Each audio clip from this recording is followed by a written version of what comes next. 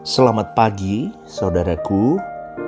Saudaraku, menempatkan diri sebagai sahabatnya Tuhan, itu seharusnya sudah dimulai dari semenjak kita hidup di bumi ini, dan bergegaslah untuk bisa mencapai itu. Ini adalah pilihan yang memang harus diambil sepenuhnya, secepat-cepatnya, untuk semua orang yang mengaku dirinya pengikut Kristus. Karena dalam banyak hal atau dalam segala hal, kehidupan ini boleh tidak ada kepastian. Tetapi untuk menjadi sahabat Tuhan, itu haruslah menjadi sebuah kepastian. Kepastian ini harus dirajut, dibangun mulai dari sekarang. Dalam kesengajaan dan kesadaran dalam situasi kehidupan kita setiap hari. Ini harus menjadi prioritas utama hidup kita, saudaraku. Inilah yang dimaksud dengan mendahulukan kerajaan surga.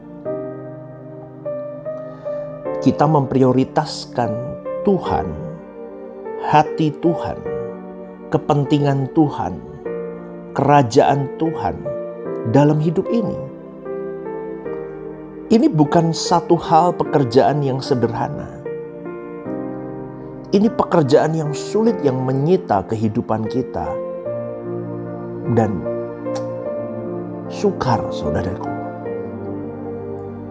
Tuhan Yesus berbicara mengenai hal ini juga di dalam Yohanes 6 ayat 26-29. Tuhan berkata agar kita bekerja untuk roti yang tidak dapat binasa. Untuk membuktikan percaya kepada Tuhan, itu adalah sebuah pergumulan hidup yang tinggi. Karena banyak orang yang tidak memikirkan itu. Dan boleh saya katakan begini, saudaraku, menjadi orang percaya berarti hanya hidup untuk mempersiapkan diri menghadapi kekekalan. Karena kalau boleh saya ilustrasikan, kita itu seperti transit saja di bumi ini. Tapi tujuan utama kita adalah di kekekalan nanti. Itu tujuan kita ke sana. Ini di bumi ini transit. Ketika kita transit di bumi ini, kita mempersiapkan diri sebaik-baiknya untuk memasuki tujuan tempat di mana kita akan berada. Dan ingat loh, saudaraku, percaya kepada Tuhan itu memiliki konsekuensi yang tinggi.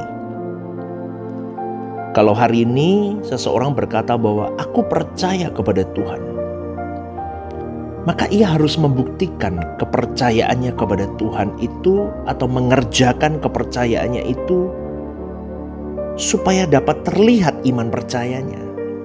Seperti Abraham itu, kalau dia berkata aku percaya kepada Elohim Yahweh, maka dia harus mengerjakan iman percayanya dengan benar. Maka dia mengerjakannya dengan baik, sehingga dia bisa dianugerahi sebagai bapa orang beriman. Karena iman percayanya kepada Tuhan itu menyita seluruh kehidupan Abraham itu. Seharusnya kita juga sama seperti Abraham, bergerak di dalam iman percayanya. Tapi hari ini orang yang mengaku Kristen itu tidak bergerak, jauh dari Abraham. Jauh, sangat jauh. Tetapi merasa dirinya sudah percaya kepada Tuhan.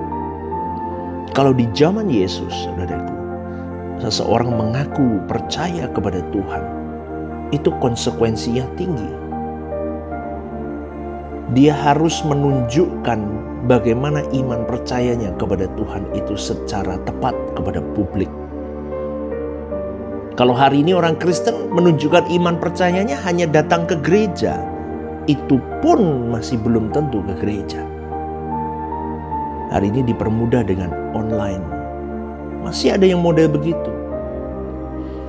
Iman percayanya sangat rendah. Pokoknya aku mengaku aku adalah pengikut Kristus. Gak bisa, saudaraku. Seharusnya pengakuan percaya seorang yang disebut dengan Kristen itu terbukti ketika ia tidak sama dengan dunia sekitarnya. Kalau persahabatan dengan Tuhan dimulai sekarang, maka permusuhan dengan Tuhan itu selesai. Jika persahabatanmu dengan Tuhan itu diperkuat, maka permusuhanmu dengan Tuhan itu selesai. Kenapa? Karena kalau kita masih bersahabat dengan dunia, kita bermusuhan dengan Tuhan. Tetapi saya tahu kadar levelnya akan step by step. Pelan-pelan naik, berproses, berubah. Dan seseorang seharusnya sudah dapat memperhitungkan dengan pasti. Dia akan tahu apakah aku akan selamat atau aku akan masuk ke dalam binasa di dalam api kekal. Anda pasti tahu itu. Tetapi seringnya manusia itu menunda. Nah, itu yang jadi masalah.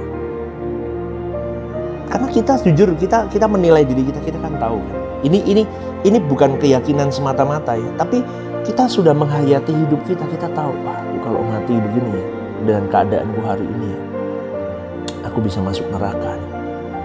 Anda pasti tahu, saudara, jujur. Ya.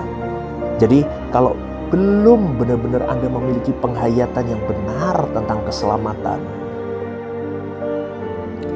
kau tidak pernah mengalami penghayatan berjalan bersama dengan Tuhan, hati-hati saudaraku, jangan pernah yakin Anda selamat.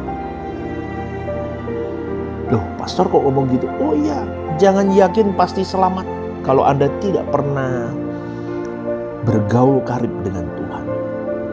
Karena kalau kau punya keyakinan, oh pasti selamat jadi orang Kristen, itu penyesatan, saudaraku. Karena orang yang benar-benar Kristen itu adalah orang-orang yang sudah habis hidupnya untuk kepentingan Tuhan. Itu orang Kristen sejati, pengikut Kristus yang sesungguhnya. Karena keyakinan bahwa ia selamat seringkali tanpa bukti. Itu orang Kristen tuh. Hanya keyakinan buta saja. Keyakinan keselamatan bukan sesuatu yang abstrak yang tidak berdasar, tetapi sesuatu yang konkret terbukti sebagaimana iman ada buktinya. Seperti contohnya Paulus, ia yakin memperoleh mahkota abadi, bukan untung-untungan. Karena pada umumnya orang berpikir bahwa hari-hari yang dijalaninya menuju suatu titik akhir yang tragis. Itulah sebabnya orang mencoba mempertahankan kehidupan di bumi ini selama mungkin. Buat dia kematian adalah momok yang menakutkan. Mereka memandang hidup di dunia ini sebagai satu-satunya kehidupan yang indah, yang tidak boleh diakhiri dengan tergesa-gesa. Aku harus menikmatinya dulu. Dipertahankan selama mungkin, dikembangkan sedemikian rupa supaya bisa meraih sebanyak-banyaknya dunia, dinikmati sampai mereka bisa benar-benar puas. Makanya banyak orang dunia yang berkata begini, kalau aku udah punya semuanya, aku udah keliling dunia, aku udah semuanya, aku udah beresin semuanya ke anak cucuku, aku udah siapin semuanya, baru aku boleh mati. Ngeri ya saudaraku. Saudaraku, seandainya kita dapat menikmati kebahagiaan hidup, sempurna sekali kebahagiaan kita,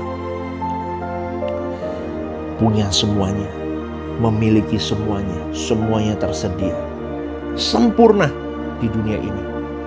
Paling berapa lama sih saya tanya? 70, 80. Oke deh, karena saking sempurnanya 90 tahun kuat. Oke, masih kuat lagi karena makanannya dijaga semua. Wah, makanannya semua kelas tinggi, semua obat-obat semua kelas tinggi. 100 tahun, oke. Sudah kan, setelah itu 100 tahun. Kemudian kau tidak punya kepastian di kekekalan. Bagaimana saudaraku? Bahkan kemungkinan bisa dibuang di kegelapan abadi. Maka pertanyaannya, mungkinkah kita dapat menikmati kebahagiaan itu? Coba itu dipikirkan, saudaraku. Maka pasti jawabannya tidak bisa menikmati. Dengan menyikapi fakta ini, kita harus memiliki kepastian bahwa kalau kita meninggal dan kita berdiri di hadapan tahta Allah, apakah aku didapati berkenan di hadapan Tuhan? Dan apakah aku diperkenankan masuk ke dalam kerajaannya atau tidak? Itu tanya dalam dirimu. Karena kepastian ini haruslah kepastian yang benar, yang bukan hanya fantasi, yang kira-kira kelihatannya. Nggak bisa, saudaraku. Karena kepastian keselamatan bukan dibangun dari keyakinan di dalam pikiranmu, tetapi dibangun dari keyakinan dalam pengalaman hidupmu berjalan dengan Tuhan. Maka kita harus perhatikan itu. Kita tidak boleh merasakan apa yang kita yakini, tetapi kita merasakan apa yang kita alami. Paulus menunjukkan keseriusannya mempersiapkan hari esoknya. Dia berkata, sebab itu aku tidak berlari tanpa tujuan. Dan aku bukan petinju yang sembarang saja memukul, tetapi aku melatih tubuhku dan menguasainya seluruhnya, supaya sesudah memberitakan Injil kepada orang lain, jangan aku sendiri ditolak. Itu kata Paulus dalam firman Tuhan. Pertanyaannya, apa yang kita kejar hari ini? Itu yang akan kita peroleh. Dalam dunia yang krisis hari ini, belum tentu kita memperoleh apa yang kita kejar. Betul ya, saudaraku? Dunia semakin sulit keadaannya. Ya, negara-negara besar, negara adidaya, kuat-kuat begitu pun sekarang chaos, saudaraku. Punya masalah dan begitu problematik. Maka saya tanya kepada kita semua pendengar renungan The Message, mengapa engkau dan saya tidak mengejar sesuatu yang pasti yang akan kita peroleh kalau kita mengejarnya? Yang pasti kita peroleh adalah kemuliaan kerajaan Allah bersama dengan Tuhan Yesus. Kenapa kau tidak kejar itu? Karena bumi tidak bisa kita harapkan. Sehingga bagi anak-anak Allah, kita harus berpendirian bahwa kita sedang memulai sebuah kehidupan dan sedang menuju sebuah awal kehidupan dunia yang lebih baik. Hal ini berpijak pada kenyataan bahwa hidup kita di dunia hari ini adalah awal dari kehidupan yang lebih baik nanti yang Tuhan sediakan. Kalau tidak demikian, seseorang tidak memiliki sukacita. Sebab di bawah alam sadarnya ia selalu dibayang-bayangi hari esok yang tidak tentu, maut yang menakutkan, hidup tanpa pengharapan. Hidupnya dipenuhi segala keserakahan untuk memiliki segala fasilitas yang bisa dia raih. Karena dia mengharapkan sukacita hidup yang melengkapi hidupnya. Dan tragisnya, mereka menuju akhir kehidupan di mana semua yang diperjuangkan untuk dimiliki lenyap dalam sekejap. Sedangkan bagi orang percaya, kita harus berpendirian bahwa kita baru memulai suatu kehidupan, bukan akan segera mengakhirinya. Memulai kehidupan untuk sebuah kehidupan yang lebih baik di dunia lain. Bagi kita, dengar baik-baik saudaraku, ikuti apa yang saya katakan ini. Yang penting asal ada makanan dan pakaian, cukup. Yuk belajar di situ saudaraku. Yang penting asal ada makanan dan pakaian, cukup. Tuhan Yesus berkata, jangan gelisah hatimu. Di rumah Bapakku banyak tempat tinggal. Aku menyediakan tempat bagimu. Maka jaminan ini yang membuat hidup kita berbunga-bunga dan bergairah melayani Tuhan kita. Selamat pagi ya saudaraku. Kiranya Tuhan memberkati hidupmu hari ini. Tetap semangat, tetap bersukacita dan tetap bersyukur. Tuhan memberkati.